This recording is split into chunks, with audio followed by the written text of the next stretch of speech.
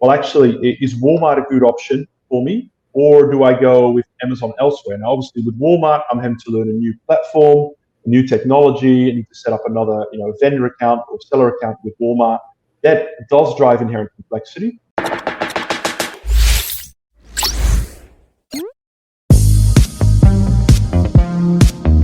But the question I had aside from that was, when does a professional seller start to even consider branching out to new marketplaces?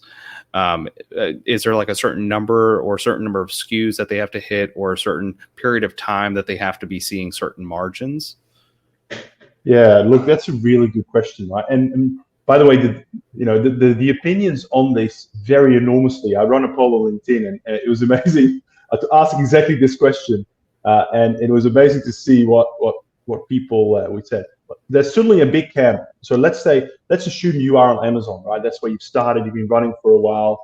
When you ask the question, where do you go next? There's certainly, I would say, some real big Amazon loyalists that would say, no, there's always more you can drive on Amazon. There's always more you can do. And, in some sense, I completely agree with that. But let's just assume that, you've been on Amazon for a while. Let's say you've been there 3-4 years. You've got a small portfolio of FBA SKUs. You own your brand. You're running some great advertising campaigns. You've got great ranking on those products. And everything is humming quite nicely, and that's delivering some really good profits for you, right? So then the question becomes: so let's say you're doing, $5 million a year on Amazon, which is a nice, sizable business. Where do you go next, right? So to me, this is all about thinking through, what incremental complexity do I take on versus, the return. So yes, on Amazon, you could start to expand and source more products, right? So that is a clear strategy. Try and say if you've got 5 SKUs, get another 5, trying to get them to the same position and try and maybe double your business.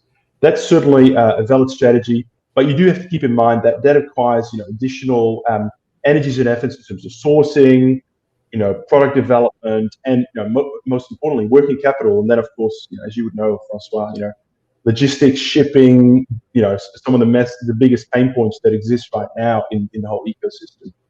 So that's certainly a valid strategy, but you then weigh that up against, well, actually, I do have an existing set of products. They're already sitting probably in a 3PL warehouse, in North America somewhere.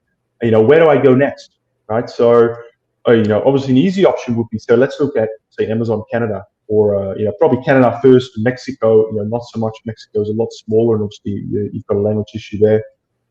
Mexico, Canada is interesting because the ecosystem is the same in terms of Amazon. So you're not having to learn a whole new platform.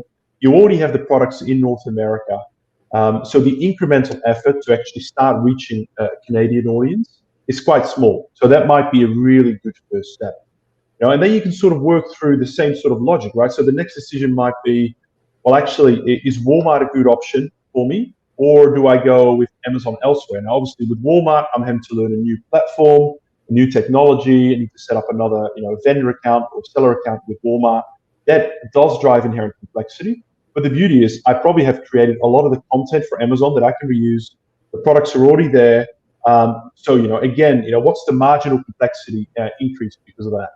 And then you start to look at, international markets. So, and for Amazon sellers, certainly Amazon is easy to expand internationally because the platform is in Europe, it's pretty much identical. Here in Australia, Amazon is like a subset of what you see in the US. So the learning curve is like super, super easy.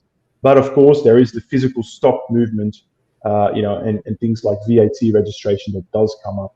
So yeah, that's sort of the process that I think is quite useful, just to think through, okay, I've got an established business, where do I go next? And, to sum it up, for me, it's about how do you trade up the opportunity for incremental sales versus the additional complexity that you take on, as a business.